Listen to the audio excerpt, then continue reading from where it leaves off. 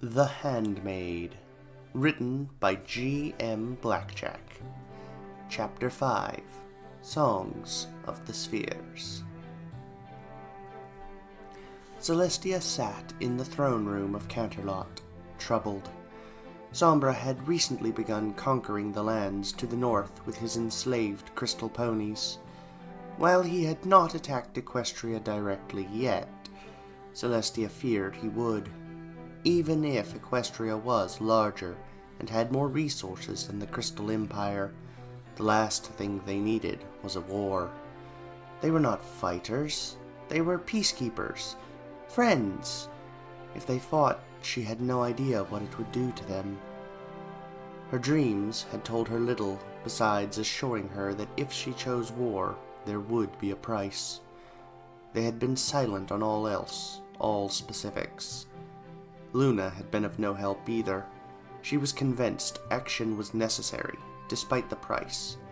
She'd even said that if her own life was the price, it would be a just price to stop Sombra's monstrosities. Celestia had forbidden any military action after hearing that. She didn't think she'd change her mind, but she was still haunted by it. "Princess," a guard said. Yes? An audience has been requested.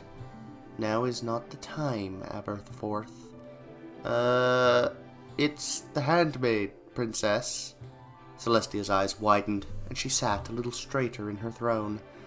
"Let her in right now," Aradia said, appearing with a smirk on her face. Celestia nodded, taking the sudden appearance in stride. She was the Handmaid, all right. The ram horns, the red cloak, the hands. It matched the glimpses Celestia had seen of her over her long, long life, most of which were strangely seeing her doing menial chores in the castle and then vanishing inexplicably with a coy smile on her face. But Celestia had never seen her this close before, in such plain view. She looked oddly innocent. "Why now?" Celestia asked. "Because you asked me to, a long, long time ago. Millennia by my time, both less and more by yours. It was when I met you." "What did I ask?" Celestia said, narrowing her eyes. "You wanted me to tell you to go to war with Sombra." Celestia blinked. "I wanted this? Why?" "Because I am telling you to, now. You will see the wisdom of this later, and remind me to take my role as the Handmaid by returning to the Tree of Harmony, and to come tell you once I was done with that." Aradia smiled brightly. "Don't get too depressed, Princess. Things will work out." Celestia sighed. I'll trust you. I may not know you, but in all your stories you are never malevolent, though you are creepy. Why do you hang around the castle like a ghost doing menial chores anyway?" "For fun," Aradia said. "Actually, it's to remind you I'm here and exist, but frankly, I could have done that in many different ways. This was just the most enjoyable. Got to watch ponies freak out at me all the time." She spread her arms wide and giggled. Celestia blinked. This was certainly not the Handmaid she expected. "What is the price of war?" "1,000-year punishments," Aradia said. "Two different kinds, slightly differing. One will be a direct result of the war and affect thousands. The other might have happened anyway and will affect you and your sister." Aradia put a hand to her chin. "You're lucky I jumped around a few times before coming here. Otherwise, I wouldn't have even been able to tell you what was coming." Celestia looked at Aradia, pained. "Can you tell me what these future horrors are?" Aradia shook her head. "I mean, I could, but that'd defeat their purpose and ability to shape this world. It may seem horrible, but they will bring about some amazing things. Trust me, you'll be glad in the end." Celestia nodded slowly. "I suppose I have a war to prepare then. Maybe. I will consider what you've said, and to make my final decision later. Regardless of what I decide, thank you for speaking to me. I already know what you choose, but okay, don't mention it. I think I'll drop by again sometime, so you can look forward to that. But for now, it's time to figure out why I got stabbed. Until then, Celestia said, barely fazed by the stabbed part of the comment. Aradia flew out, accelerating her time until the moment she appeared an eternity ago. She hid behind cloud so as not to interfere with her past self. She looked down and furrowed her brow. There was no Sombra waiting for her to appear. Was she off in her timing? No, that was impossible. The time was exactly the same as when she appeared and got stabbed. And Aradia appeared exactly in the spot she should have, but there was no sword driven into her chest. This Aradia looked around, curious, and saw the brown colt, the doctor. The cute colt ran up to her other self, eyes wide with wonder. They began to talk. Aradia blinked. She was in the other timeline, the one her future/alternate selves had come from. How had she gotten here? Had she changed something? From her experience, this world didn't allow change. It followed casual loops or split timeline messes that needed to be resolved, depending. Nothing could be changed permanently. Not under normal circumstances, anyway. She rewound time to before her other self appeared, and this time she saw Sombra. She saw her past self get killed, revive, and then talk with Celestia and Luna. Sombra fled as his magic black cloud. Aradia decided she wanted to talk with him. She froze time around the two of them, revealing herself. Sombra. Sombra's face took form in the dark cloud. You've done it! I can kill you! He roared. Oh, for the love of... She sighed. He might have been right. With enough bad luck, this could be called a heroic death, since she had caused the war. Not to mention played dozens of pranks on him and his kingdom over her time that probably seemed like devastating attacks to him. He just couldn't take a joke. She may have done it a bit much, but it was just so fun to mess with him to no end. Regardless of if her actions were to be considered heroic or just meddling, she couldn't take the risk. She raised a psychic hand and collapsed his form into a ball, choking it. I really don't have the patience for this right now, but all the time. I really want to make a passing the time joke, but I think I'm just too annoyed right now. She threw him, jumped into the future, and caught him again like the ball he was. Ah, that was fun. I do enjoy these moments we have. He just roared in infantile rage. Oh, good grief. Aradia rolled her eyes. Just tell me when you found out where I was going to appear so you could murder me. Never! I will not give up my secrets! You will suffer, Handmaid! Aradia really wished she could be told exactly what to do at this moment so she could make Sombra crack. She didn't want to deal with him for a moment longer than necessary. Threatened to remove all his magic, start to break his horn, a version of her from the future suggested, before vanishing back to the future. Oh, what a great idea! Me? Aradia forced Sombra's head to retain form, reaching for his horn. This'll only hurt a little bit. I captured your doctor and fooled him into telling me a week ago. Aradia let him go and allowed time to move once again. Then she went back to the past to give herself advice on how to break Sombra. Then she simply left, leaving Sombra to Celestia and Luna. Aradia's smile was gone. Something weird was going on. She went back a week to Sombra's castle. She did indeed find the doctor in his presence. She took a hidden position on the rafters of the throne room, narrowing her eyes.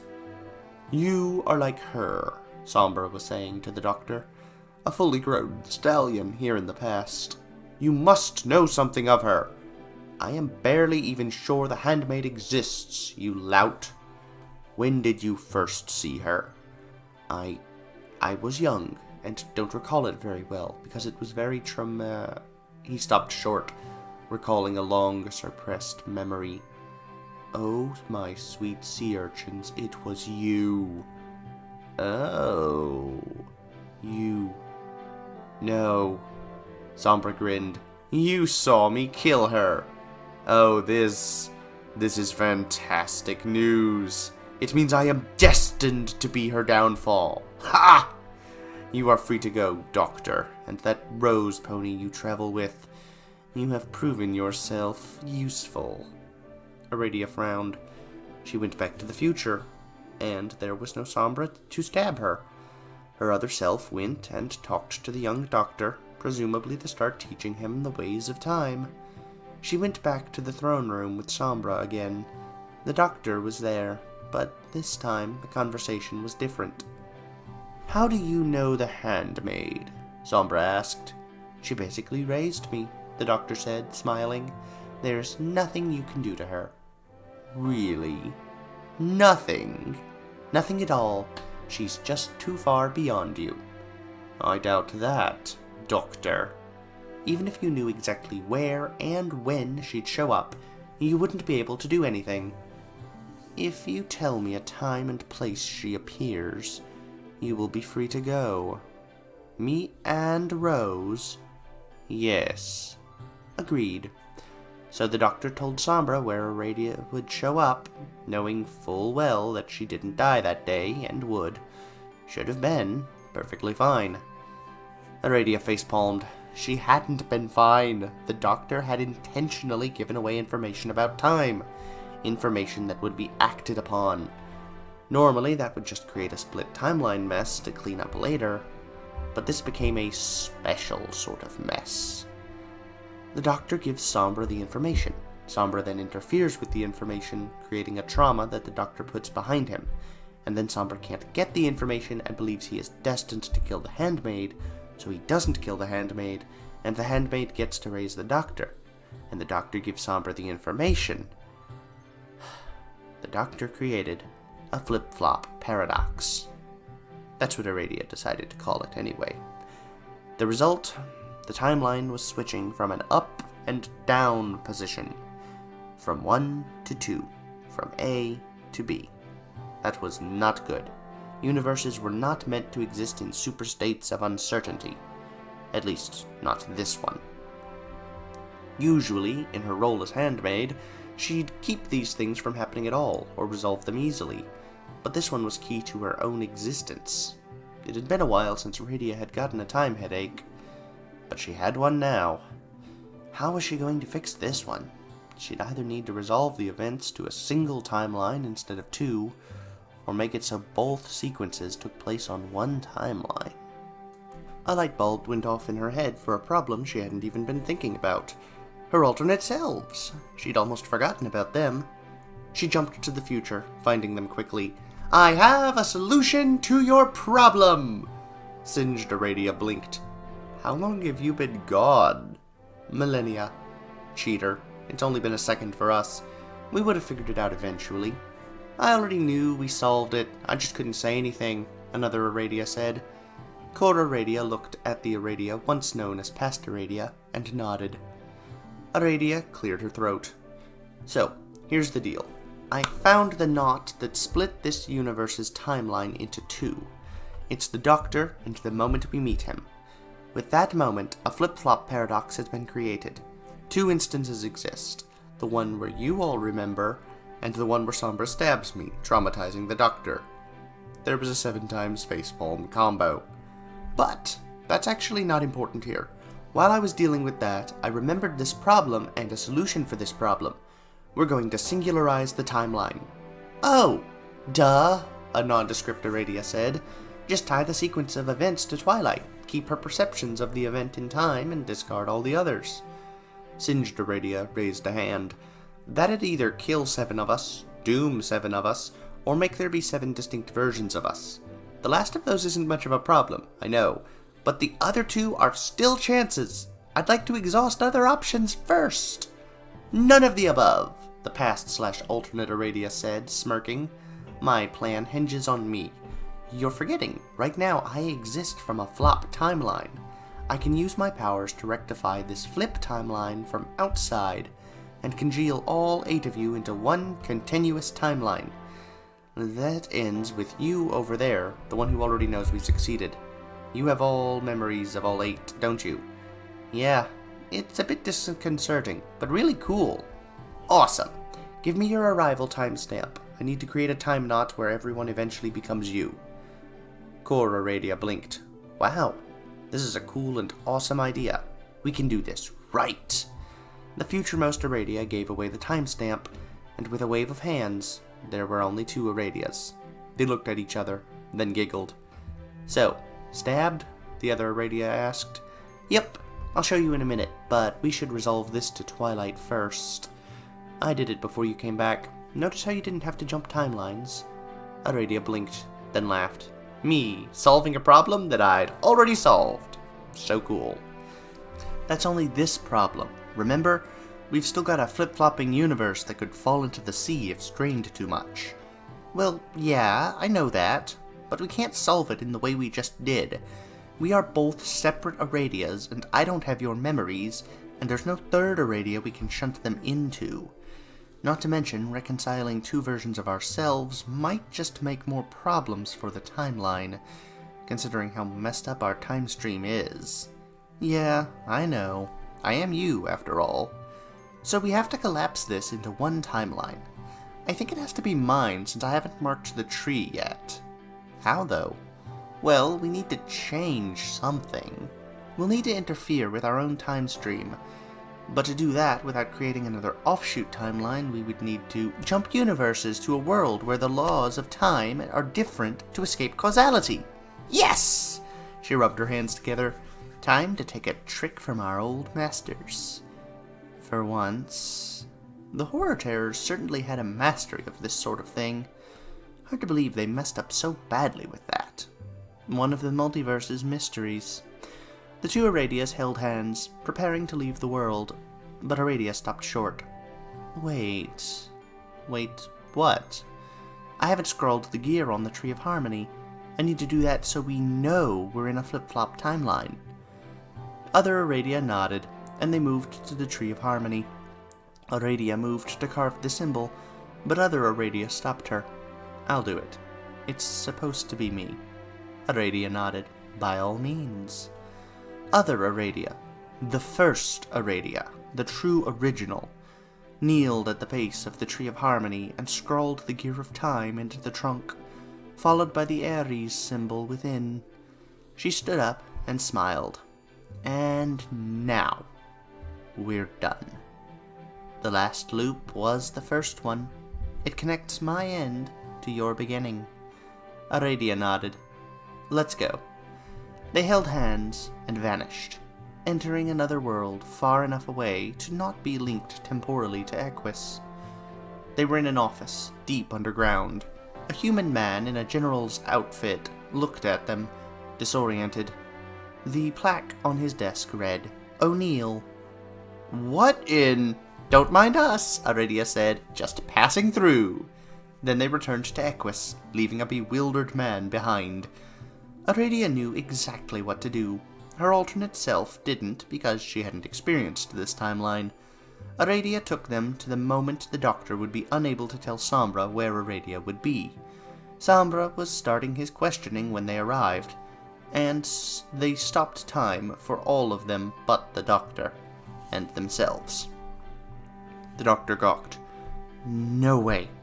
I told you this was a bad idea. Aradia cleared her throat. Doctor, you will need to tell him about the day you saw us killed. Tell him so the loop may be completed. But I don't remember. Outside your village, precisely 11 months, 2 days, and 6 hours from now, on the east side, just past the bakery, Aradia offered. You want to die? Oh, I don't stay dead, Aradia chuckled. It just looks like that to you. Other Aradia snickered. You are now responsible for your own stabbing. Aradia found this amusing as well. Yes. Your timeline no longer exists, though. Oh, right. She blinked. That was it? That was all we needed to do? Aradia nodded. We just removed ourselves from continuity and returned to beat the time loops and offshoot timelines.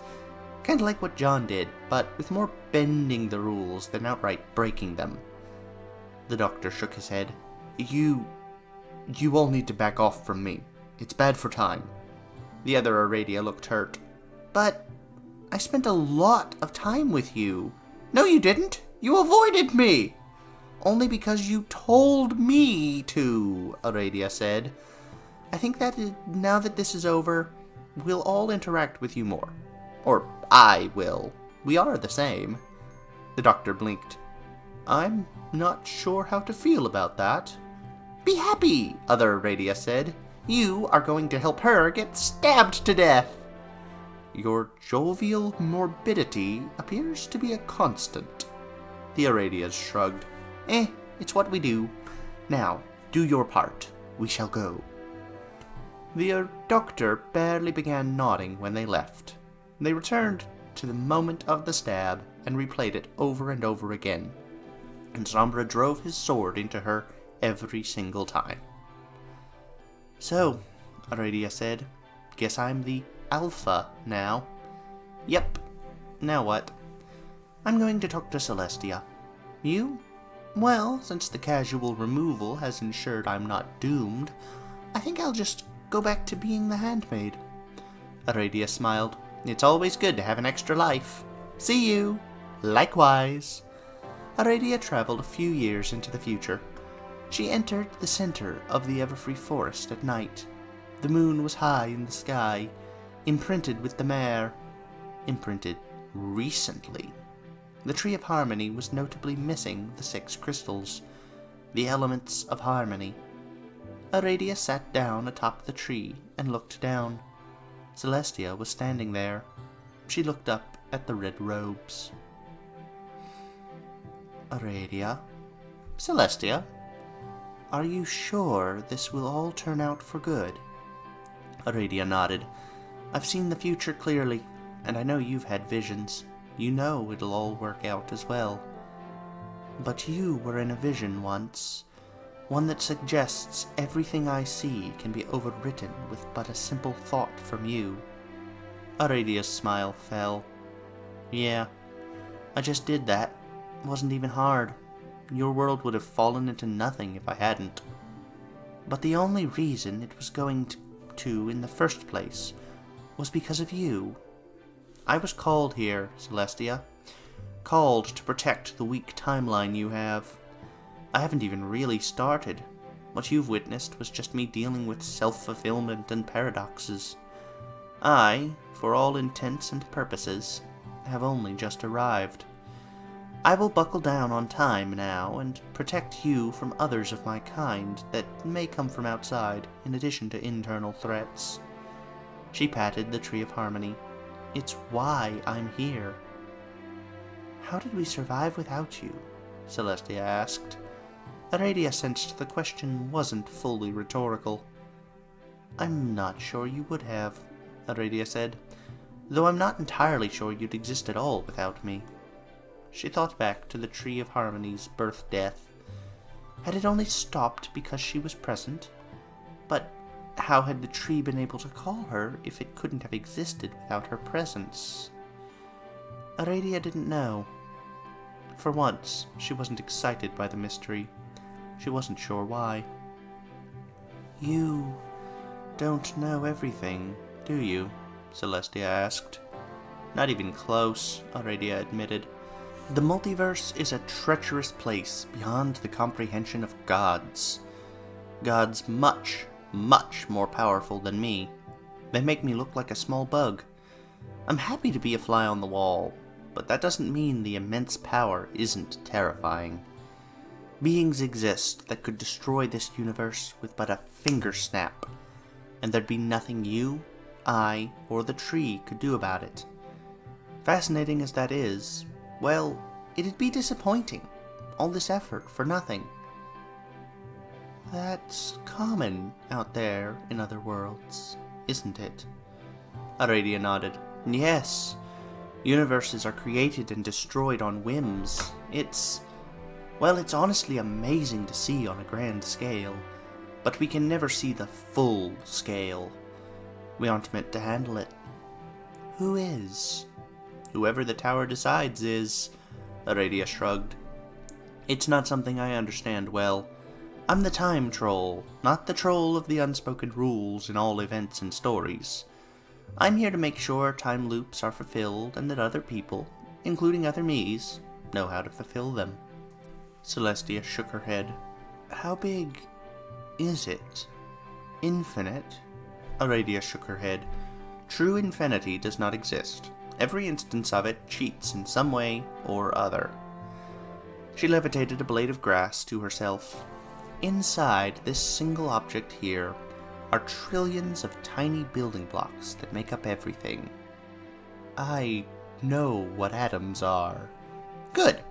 The number of universes total is roughly equivalent to the number of atoms in this universe. That's how big it is.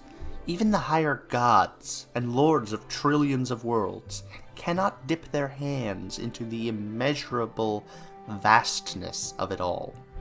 She smirked. I only know this because I've been told and seen secondhand information. From personal experience, there might as well be no edge to the worlds. Celestia frowned. This sounds beyond dangerous. It is. I'll make sure we avoid it. Already too late for that. Those mirror portals of yours have already forged connections. The chances of you going unnoticed now are near zero. Why? There are very few universes that uncover dimensional technology on their own. They are rarely allowed to live in peace. The songs of the spheres lead them into the harmony of everything, one way or another, eventually. Celestia shook her head. How can we prepare? We can't. Nearby universes may appear on the same timeline as this one, but the vast majority of them won't. I cannot foresee these things, and there's no way for me to know. She felt something deep inside her, shaking her very core in that instant. But I can feel when something does happen. Celestia looked at her, nodding. Go. Find out what has come. Do what you can. I always do, and always will. Then she went forward about 1,000 years, flying to a grassy field just outside Ponyville, only a few hours after her initial arrival. She saw a translucent being of energy and crystal running across the field in fear, and then a unicorn appeared out of nowhere, pursuing him. Aradia sensed Twilight's sparkle nearby. She knew, right then and there, things were never going to be the same. The Man of Light fled across existence, and the Enchantress followed.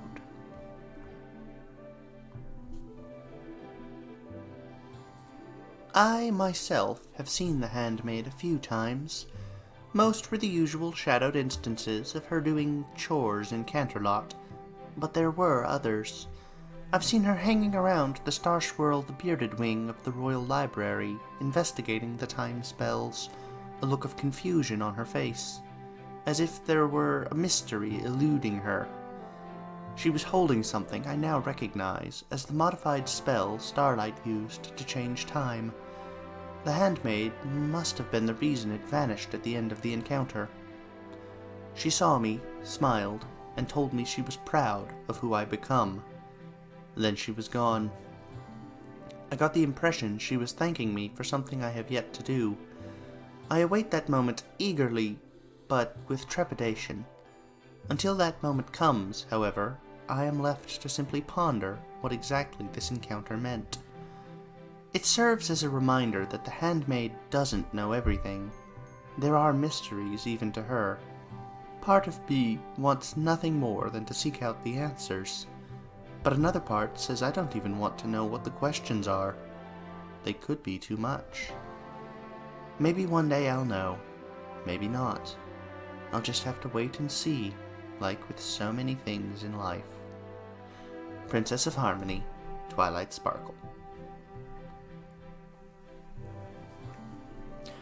Alright, thank you for listening, everyone. this has been a lovely story. It's a little confusing, admittedly, and I can't imagine that the lack of quotation marks makes it any better. I hope I've done a good job of making it clear when the Aradia speaking switched.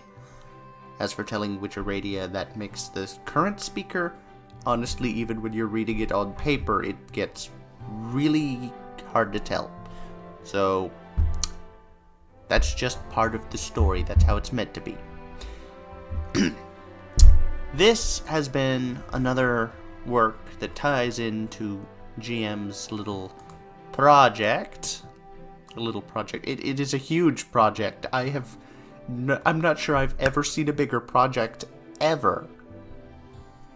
Anyway. Feel free to let me know if you want to see more along in this series. I will probably end up doing more, but whether I do them soon or in a year or two is going to depend on you, the viewers, how you guys feel about it. That's why I give you guys the votes to talk about, because, you know, I don't do spending hours of my life looking and trying to decode the analytics tab. Honestly, guys, I ask you what you want to see, you tell me what you want to see, and then I make that. Or I decide, you know what, I want to share this one with you. That's it. Anyway, I hope you enjoyed. Oh, I wanted to point out, General O'Neill is from Stargate.